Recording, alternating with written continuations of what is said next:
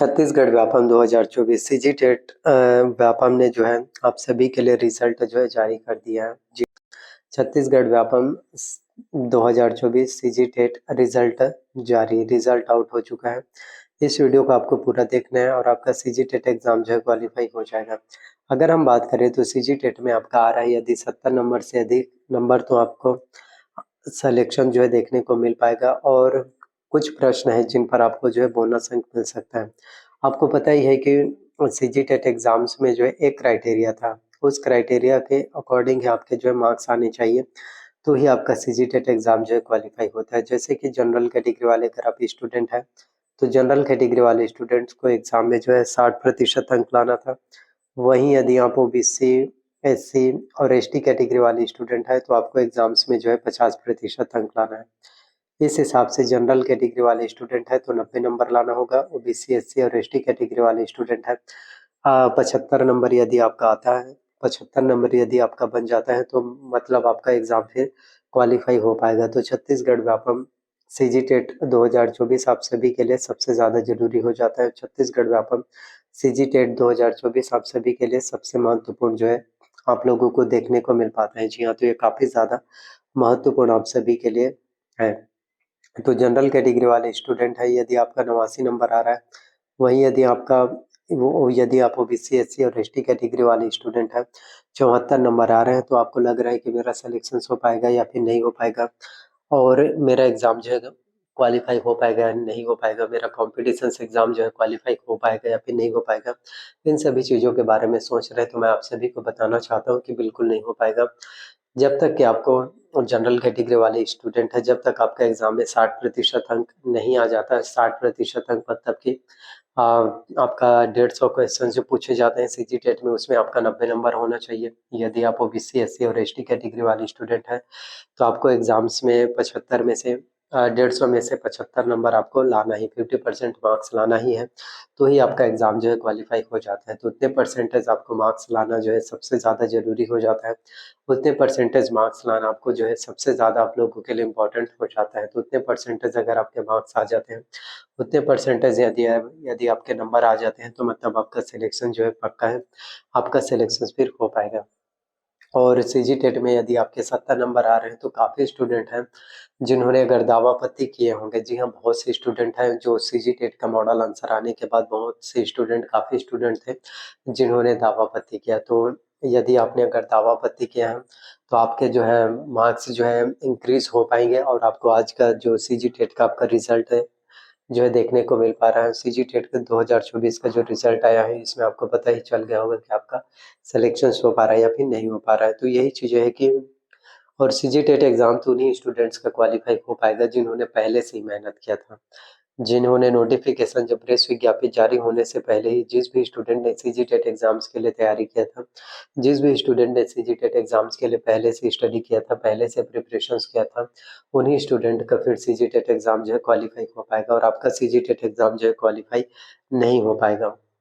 यही चीज़ें होता है कि जब आपका कॉम्पिटिशन्स एग्ज़ाम जो है क्वालिफ़ाई नहीं होता, आपका एग्ज़ाम जो है क्वालिफ़ाई नहीं हो पाता, आप कॉम्पिटिशन्स एग्ज़ाम्स को क्वालिफ़ाई नहीं कर पाते, तभी आपको रियलाइज़ होता है, तभी आपको खुद के ऊपर अफ़सोस होता है कि काश हमने मेहनत कर लिया होता, क कि काश हमने ये कर लिया होता, काश हमने और थोड़ी-सी और पढ़ाई कर लिया होता, काश हमने 2 से 3 घंटे और एफ़र्ट लगा लिया होता, 2 से 3 घंटे और एग्ज़ाम्स की अच्छे से स्टडी कर लिए होते, 2 से 3 घंटे और एग्ज़ाम्स की हमने अगर प्रिपरेशंस कर लिया होता तो आज शायद हमारा कॉम्पिटिशन्स एग्ज़ाम जो है क्वालिफ़ाई हो गया होता। इन्हीं चीज़ों के बारे में आप जो है सोचते हैं, लेकिन जब आपके पास टाइम होता है ना, लेकिन जब आपके पास समय होता है, आपको टाइम्स की वैल्यू नहीं पता होता है। आपके पास जब समय रहता है ना, आपको टाइम की इम्पोर्टेंस पता नहीं चलता।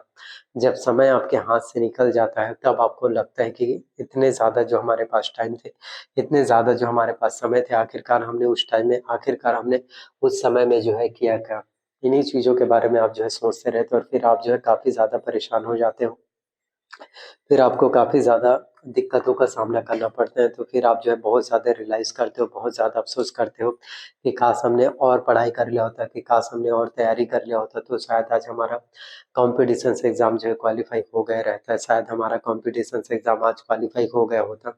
इन्हीं चीज़ों के बारे में आप जो है सोचते रहते हो, तो यही चीज़ें कहना चाहता हूँ कि टाइम जब निकल जाता है, तभी आपको वो चीज़ें उन सभी चीज़ों के बारे में याद आ जाता है। जब आपके पास टाइम रहता है तब आपको उन चीज़ों के बारे में पता नहीं रहता है, इसलिए टाइम रहते ही आपको मेहनत करते रहना चाहिए। टाइम रहते ही एग्ज़ाम्स की स्टडी टाइम रहते ही एग्ज़ाम्स के लिए आपको कोशिशें जो है करते रहना चाहिए। जितना ज़्यादा टाइम रहते हैं आप एग्ज़ाम्स की स्टडी करोगे, जितना ज़्यादा आप टाइम रहते एग्ज़ाम्स की प्रिपरेशंस करोगे, उतने ही ज़्यादा आप सभी के लिए अच्छा होगा, उतने ही ज़्यादा आप सभी के लिए बेहतर और उतने ही ज़्यादा आप सभी के लिए फिर बेस्ट हो पाएगा।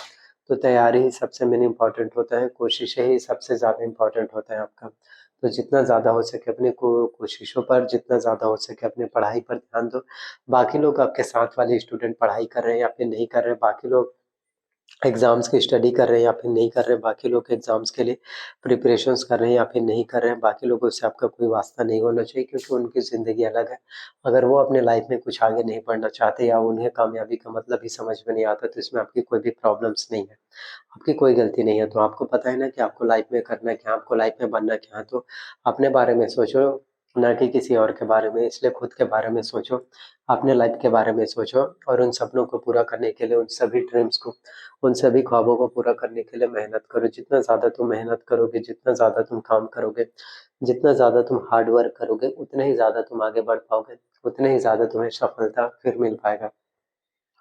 तो मैं आपसे यही कहना चाहता हूँ कि काफ़ी स्टूडेंट जिनके 70 मार्क्स आ रहे होंगे, 72 नंबर आ रहे होंगे या जनरल कैटेगरी वाले स्टूडेंट हैं, आपके 75 या 80 नंबर आ रहे होंगे और यदि आपको लग रहा था कि आपके मार्क्स जो है बढ़ने चाहिए, आपको लग रहा था कि मेरे नंबर बढ़ने चाहिए और अगर आपने दावा-आपत्ति किए होंगे, तो आपका जो है आज के जो रिज़ल्ट है सीजी और टेट जो सीजी व्यापम के द्वारा आप सभी के लिए रिज़ल्ट जारी किए गए, उसमें आपको कामयाबी फिर देखने को मिल पाएगा। तो यही चीज़ें होता है कि आपको मेहनत करना होता है, कोशिश करना होता है।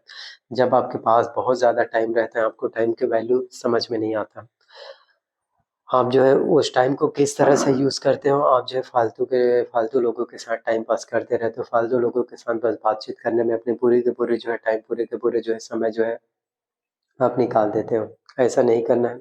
टाइम्स की वैल्यू करो। अगर आप टाइम्स की वैल्यू करोगे, टाइम की कद्र करोगे, टाइम की इज़्ज़त करोगे, तो यही टाइम है जो आपको आगे कामयाबी दिलाएगा, यही टाइम है जो आपको आगे सक्सेस दिलाएगा। लेकिन आपको वो कहते हैं ना कि एक बार टाइम निकल गया तो फिर वापस नहीं आता। तो आप यही होता है कि आपकी लाइफ़ में भी जब आपके पास टाइम रहता है तो फिर आपको समझ में नहीं आता कि क्या करें, कैसे करें? पूरे टाइम निकलने के बाद ही आपको पता चलता है। तो जितने भी स्टूडेंट हैं जिनका सीजीटेट एग्ज़ाम जो है क्वालीफाई हो गया, उन सभी स्टूडेंट्स को कांग्रेचुलेशंस। और अब आप सभी से यही कहना चाहते हैं कि बिना देरी के आप जो है शिक्षक भर्ती परीक्षा की तैयारी करना, बिना देरी के आप जो है टीचर भर्ती परीक्षा एग्ज़ाम्स की तैयारी करना, टीचर भर्ती परीक्षा के लिए एग्ज़ाम्स के लिए प्रिपरेशंस करना जो है शुरू कर दीजिए। क्योंकि अभी से ही आप अगर शिक्षक भर्ती परीक्षा के लिए एग्ज़ाम्स के लिए तैयारी करना अगर आप अभी से ही अगर शुरू कर दोगे, तो यही चीज़ें हैं जो आपको कामयाबी दिलाएगी। यही चीज़ें जो आपको सफलता दिलाएगी क्योंकि टाइम आपको बार-बार नहीं मिलने वाला। अभी आपको टाइम मिल रहा है, अभी आपको समय मिल रहा है, तो उसकी वैल्यू को, उसकी इम्पोर्टेंस को आपको समझना होगा और एक बार समय निकल गया तो फिर आपको टाइम नहीं मिलेगा। तो वीडियो पसंद आया तो लाइक, शेयर, कमेंट ज़रूर कीजिए।